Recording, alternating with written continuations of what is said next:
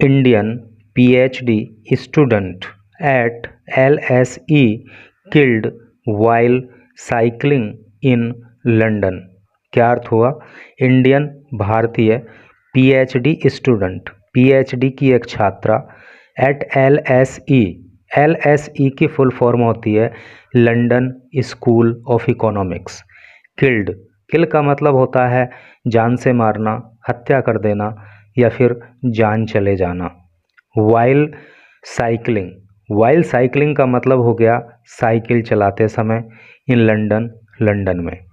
तो क्या टोटल का अर्थ हुआ कि लंदन स्कूल ऑफ इकोनॉमिक्स में एक भारतीय छात्रा जो पीएचडी कर रही थी, तो लंदन में जब वो साइकिल पर सवार थी तभी उसकी जान चली गई।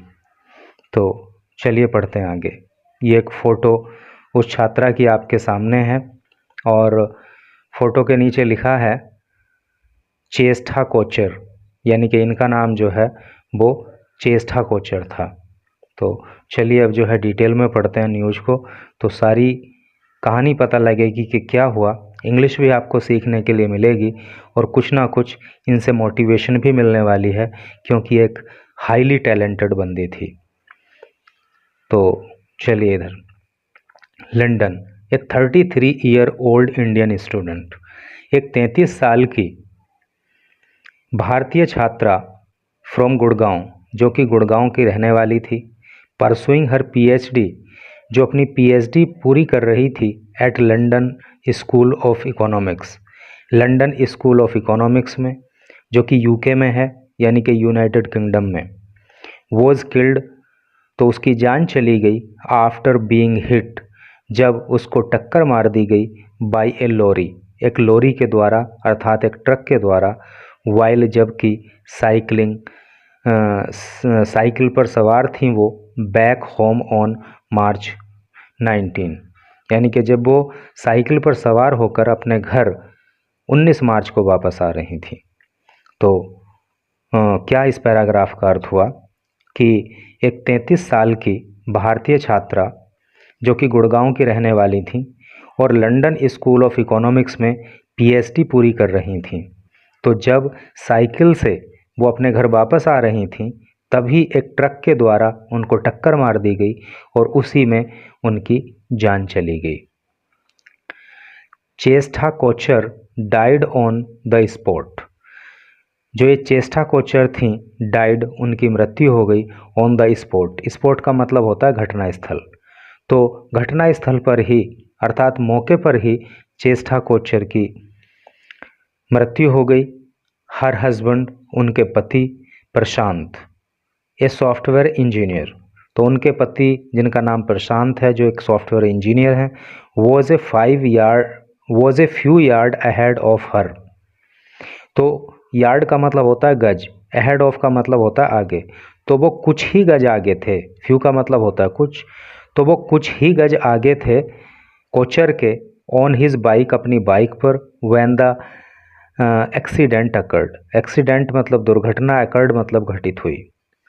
तो जब ये दुर्घटना घटित हुई तो चेस्टा कोचर के पति जो है जिनका नाम प्रशांत है, वो उनसे कुछ ही दूर आगे थे और अपनी बाइक पर थे। He heard a loud third, देखो थर्ड का मतलब होता है धड़ाम की आवाज़, जैसे कोई गिरता है और धड़ाम की आवाज़ होती है या टक्कर लगती है, उस समय जो धड़ाम की आवाज़ होती है उसको थर्ड कहते हैं। तो ही हर्ड, उन्होंने सुना, ए लाउड थर्ड, एक जोर की आवाज़, and rushed back to help Chesta, और चेस्टा की मदद करने के लिए वो दौड़े। रश का मतलब होता है दौड़ना। पुलिस ऑफिसर्स एंड पैरामेडिकल्स, तो पुलिस के अधिकारी और जो चिकित्सा विभाग के लोग थे, रस्ट टू द स्पॉट, वो घटना स्थल की तरफ दौड़े। एंड फाउंड, और पाया, देखिए फाइंड की सेकंड फॉर्म है, फाइंड मीन्स पाना और फाउंड मीन्स पाया, और पाया हर सीरियसली इंजर्ड, उनको गंभीर रूप से घायल, इंजर्ड का मतलब घायल और सीरियसली गंभीर रूप से, अर्थात जब ये दुर्घटना घटित हो गई तो पुलिस के अधिकारी और जो चिकित्सा विभाग के लोग हैं वो भी घटना स्थल की तरफ दौड़े और उन्होंने पाया कि जो ये कोचर हैं वो गंभीर रूप से घायल थीं। She died soon after, she died उनकी मृत्यु हो गई, सून आफ्टर शीघ्र ही, ठीक है, तो शीघ्र ही उनकी मृत्यु हो गई। The lorry believed to be a refuse vehicle, ये जो लॉरी है अर्थात जो ये ट्रक है, बिलीव्ड तो ऐसा माना जा रहा है, to be a refuse vehicle. देखिए रिफ्यूज व्हीकल का मतलब क्या होता है, रिफ्यूज का मतलब होता है इनकार करना, मना करना, व्हीकल का मतलब होता है वाहन, एक ऐसा वाहन जिसको मना किया गया था, अर्थात ये वाहन कोई आउटडेटेड वाहन था, ऐसा माना जा रहा है। स्पॉटेड एट द सीन, जो उस मौके पर पाया गया, यानी कि जिस लॉरी से टक्कर लगी तो ऐसा बताया जा रहा है कि वो जो है एक रिफ्यूज व्हीकल थी, वो एक आउटडेटेड व्हीकल थी। The driver is helping police with their inquiries, वो जो ड्राइवर है, इस लॉरी का जो ड्राइवर है, इज़ हेल्पिंग वो मदद कर रहा है पुलिस की, विद दियर इंक्वायरीज उनकी इंक्वायरी में, उनकी पूछताछ में, उनकी जांच पड़ताल में। देखो एक अंतर मैं आपको यहाँ पे बताना चाहूँगा इंडिया और यूके के अंदर। मैंने एक्सीडेंट की कई सारी न्यूज़ अब तक जो है इस चैनल पर पढ़ाई हैं, इंडिया के अंदर जो दुर्घटनाएं घटित हुई, किसी भी दुर्घटना में ड्राइवर नहीं पकड़ा गया। हर दुर्घटना के बाद यही पढ़ने को मिला कि the driver fled from the scene, कि ड्राइवर जो है मौके से फरार हो गया। किसी एक भी ऐसी दुर्घटना आज तक मैंने नहीं पढ़ी जिसमें कि ड्राइवर ने पुलिस की मदद करी हो या जिसको चोट लगी है उसकी मदद करी हो। यहाँ पे आप देख पा रहे हो कि बता रहे हैं कि ड्राइवर जो है वो पुलिस की इंक्वायरी में मदद कर रहा है। पुलिस सेड, पुलिस ने कहा, there has been no arrest, अभी तक कोई गिरफ्तारी नहीं हुई है, एंड इंक्वायरीज आर ऑन, और जो इंक्वायरी है, जो जांच है वो जारी है। ऑन का मतलब होता है जारी होना। Cheshta and Prashant had been married for just over a year, Cheshta और प्रशांत की कुछ एक साल से थोड़ा सा ही पहले शादी हुई थी। Her father lieutenant general doctor SP Kochhar, उनके पिता जो कि लेफ्टिनेंट जनरल रहे जिनका नाम डॉक्टर एसपी कोचर है, who was 23rd signal officer in chief of Indian army, जो कि इंडियन आर्मी के 23rd signal officer in chief भी रहे, एंड हर एल्डर ब्रदर, और उनका बड़ा भाई जिनका नाम है Raghav, have rushed to the UK. तो ये दोनों के दोनों लोग जो है वो यूके के लिए रवाना हो गए, यानी कि चेष्टा कोचर के फादर और उनके बड़े भाई। Born in Bareilly UP, UP के बरेली में पैदा हुई। She had been living in Gurgaon, वो गुड़गांव में रह रही थी, before moving to London with her husband last September, पिछले सितंबर को अपने हस्बैंड के साथ लंदन जाने से पहले वो गुड़गांव में रह रही थीं। To pursue a 4-year PhD in organisational behaviour management on a full scholarship, और वो लंदन गई थीं एक 4 साल की PhD करने के लिए ऑर्गेनाइजेशनल बिहेवियर मैनेजमेंट में, और ये PhD वो फुल स्कॉलरशिप पे कर रही थी। Actually she was very talented, तो यूनिवर्सिटी ने उन्हें स्कॉलरशिप पे ये PhD करने का ऑफ़र दिया था, तो उसी को करने के लिए वो जो है लंदन में थी। Before that she worked for NITI Aayog, उससे पहले उन्होंने नीति आयोग में काम किया, वेयर जहाँ पे शी सेटअप द नज यूनिट फॉर बिहेवियरल साइंसेस, और वहाँ पे उन्होंने जो है बिहेवियरल साइंसेस के लिए नज यूनिट को स्थापित किया।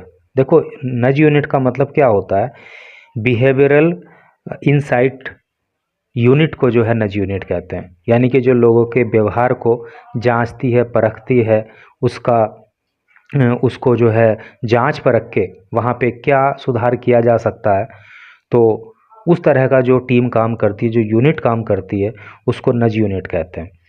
तो उन्होंने जो है पहले नीति आयोग में काम किया और वहाँ पे उन्होंने नज यूनिट की स्थापना की, and also worked with the Bill and Melinda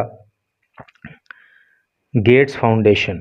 और उन्होंने बिल गेट्स और मेलिंडा गेट की बात हो रही है, और उन्होंने Bill and Melinda Gate Foundation के साथ भी काम किया एट द सेंटर, केंद्र में, for social and behaviour change.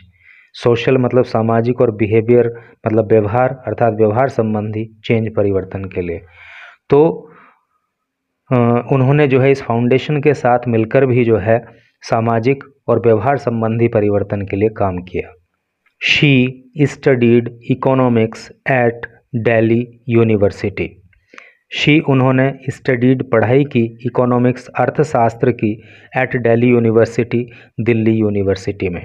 उन्होंने दिल्ली यूनिवर्सिटी में इकोनॉमिक्स की पढ़ाई की एंड लेटर और बाद में at the universities of Chicago, और बाद में उन्होंने यूनिवर्सिटी ऑफ शिकागो में पढ़ाई की, यूनिवर्सिटी ऑफ अशोका में पढ़ाई की, यूनिवर्सिटी ऑफ पेंसिल्वेनिया में भी उन्होंने पढ़ाई की। Not only was she intelligent and hard working. Not only न केवल वॉज थी शी वह इंटेलिजेंट विद्वान एंड हार्ड वर्किंग कठोर मेहनती। तो वो केवल विद्वान और कठोर मेहनत करने वाली लड़की ही नहीं थी, शी वॉज कंपैशनेट टू।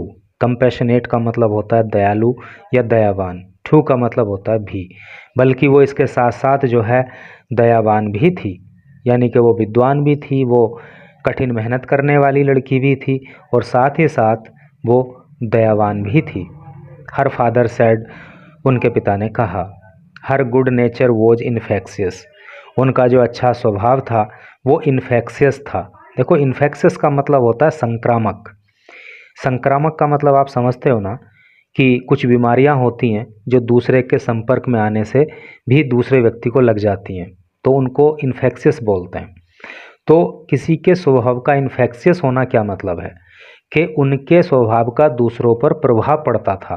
वो अच्छे स्वभाव की थी और उनके स्वभाव से दूसरे लोग प्रभावित होते थे।